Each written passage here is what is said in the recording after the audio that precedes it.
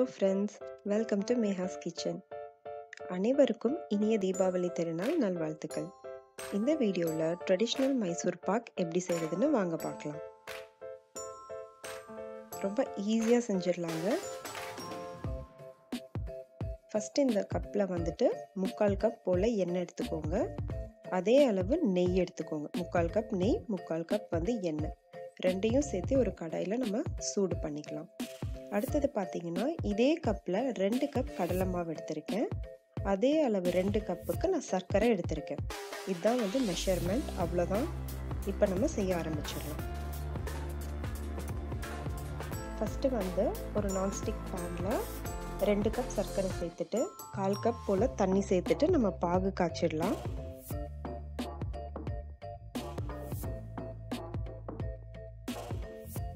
அதே சமயம் இந்த பக்கம் ஒரு கடாய் வச்சுருக்கேன் இல்லைங்களா, இதில் எண்ணெயும் நெய்யையும் சேர்த்து நம்ம சூடு பண்ணிக்கணும். நம்ம மைசூர் பாக்கு அந்த பக்கம் செய்ய செய்ய இதிலேருந்து நம்ம சூடான அந்த கலவையை எடுத்து அதில் ஆட் பண்ணுறதுக்காக தான் இது சைட் பையில் நம்ம ரெடி பண்ணுறோம்.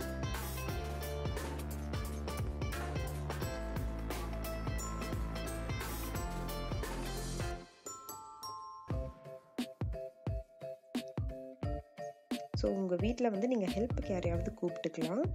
நான் அடிக்கடி கொஞ்சம் செஞ்சு பழக்கமானதுனால நானே பண்ணிக்கிட்டேன். ஸோ இப்போ பாகோட கன்சிஸ்டன்சின்னு பார்த்தீங்கன்னா 1 ஸ்ட்ரீம், ஒரு கம்பி பதம் வர வரைக்கும் நம்ம பாகு காய்ச்சிக்கணும். மீன்வைல் இந்த மாதிரி எந்த பாத்திரத்தில் நம்ம செட் பண்ண போகிறோமோ மைசூர் பாக்கை, அதில் நெய் தடவி வச்சுக்கோங்க. ஸோ இப்போ ஒரு கம்பி பதம் வந்தாச்சு. நான் நல்லா சலிச்சு வச்ச கடலை மாவு 2 கப் சொன்னேன் இல்லைங்களா, அதில் கொஞ்சம் கொஞ்சமாக இப்போ சேர்த்துட்டே வரலாம்.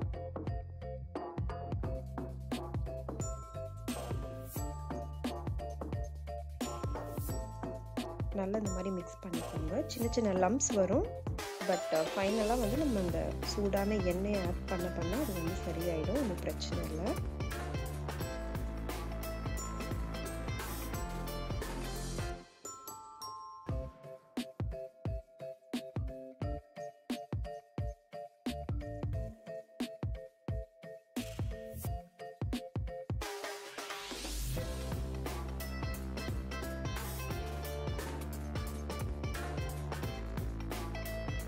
ஸோ இப்போ பார்த்தீங்க அப்படின்னா ஓரளவுக்கு மாவு நல்லா கரைஞ்சிருக்கு. இப்போ சூடான அந்த கலவையை நம்ம ஒரு கரண்டி சேர்ப்போம். ஒன்றா சேர்த்துடக்கூடாது.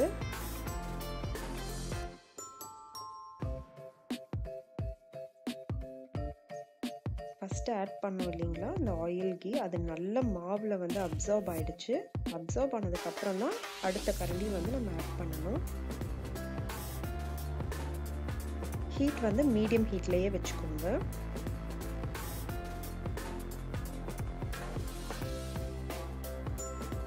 ஸோ கொஞ்சம் கொஞ்சமாக இந்த மாதிரி சேர்த்துட்டு நம்ம நல்லா கிளறிட்டே இருக்கணும்.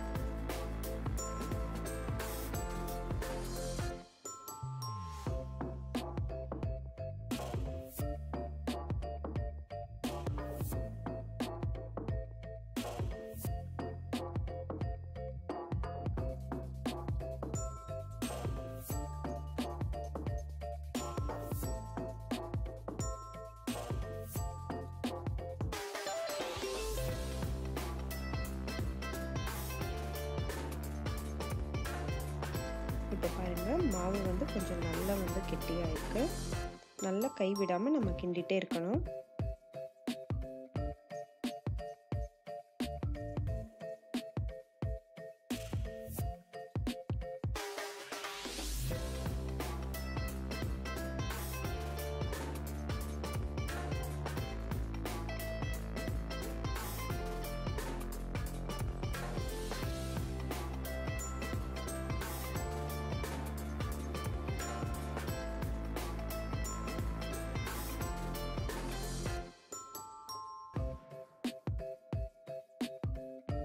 சூடான இந்த எண்ணெயும் நெய்யும் சேர்க்கும் போது தான் மாவு நல்லா லேயராக பிரிஞ்சு வருது பாருங்க.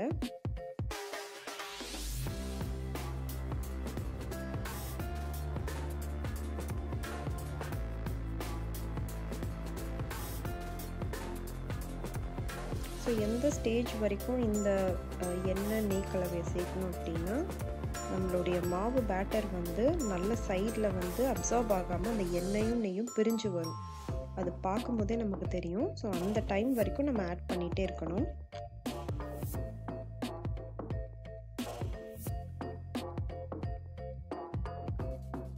ஸோ இப்போ பார்த்தீங்க அப்படின்னா நல்லா அந்த எண்ணெய் நெய்யெல்லாம் சைடில் பிரிஞ்சு வருது பாருங்கள்.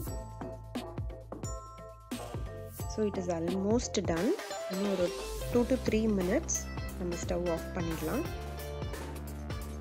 மாவு வந்து நல்லா லேயராக உங்களுக்கு தெரியுது பாருங்கள். ஸோ இன்னும் 3 minutes கழிச்சு இன்னுமே சூப்பரான கன்சிஸ்டன்சிக்கு வந்துடும்.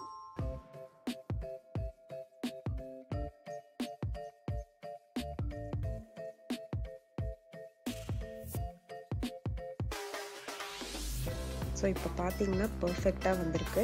இந்த மாதிரி இருக்கணும். இந்த டைமில் நம்ம டக்குன்னு ஸ்டவ் ஆஃப் பண்ணிவிட்டு நம்ம நெய் வந்து ஸ்ப்ரெட் பண்ணி வச்சுருக்கோம் இல்லையா, அந்த பாத்திரத்தில் மாற்றிடணும்.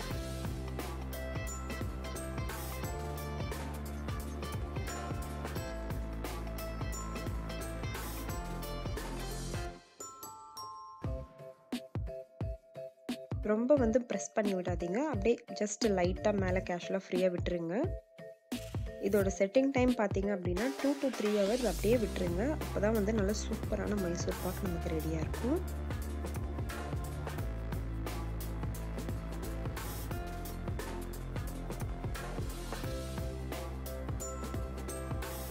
எவ்வளோ ஈஸியாக ரெடி ஆகிடுச்சு பாருங்களேன். ஆஸ் யூஷுவல் நம்ம ரெகுலராக பண்ணுற ஸ்வீட்ஸ்லேருந்து வீட்டிலையே நம்ம ஈஸியாக அதை பண்ணிடலாம்.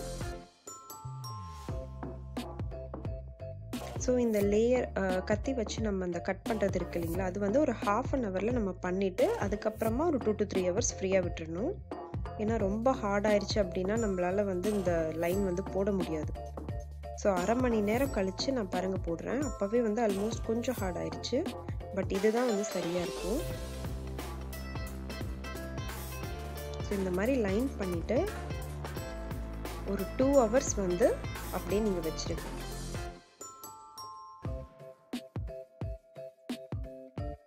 இப்போ ஒரு பிளேட் வச்சு நம்ம அப்படியே வந்து கேக் வந்து பண்ணுற மாதிரி அப்படியே திருப்பி வச்சிடணும்.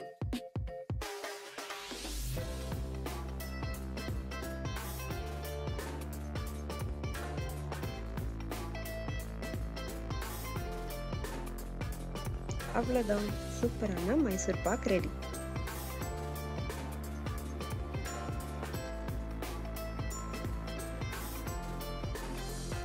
எவ்வளோ அழகாக வந்திருக்கு பாருங்கள். லைட் உள்ள ஒரு கோல்டன் ப்ரௌன். டேஸ்ட் செம்மையாக இருந்தது. கண்டிப்பாக ட்ரை பண்ணி பாருங்கள். ரொம்ப ரொம்ப சிம்பிள். சக்கரை பாகோட கன்சிஸ்டன்சி மட்டும் கரெக்டாக நீங்கள் அந்த டைமில் மாவு சேர்த்தீங்க அப்படின்னா வீட்டிலேயே சூப்பரான ஸ்வீட் ரெடி. சேஃபாக கொண்டாடுங்க, ஹாப்பியாக என்ஜாய் பண்ணுங்கள்.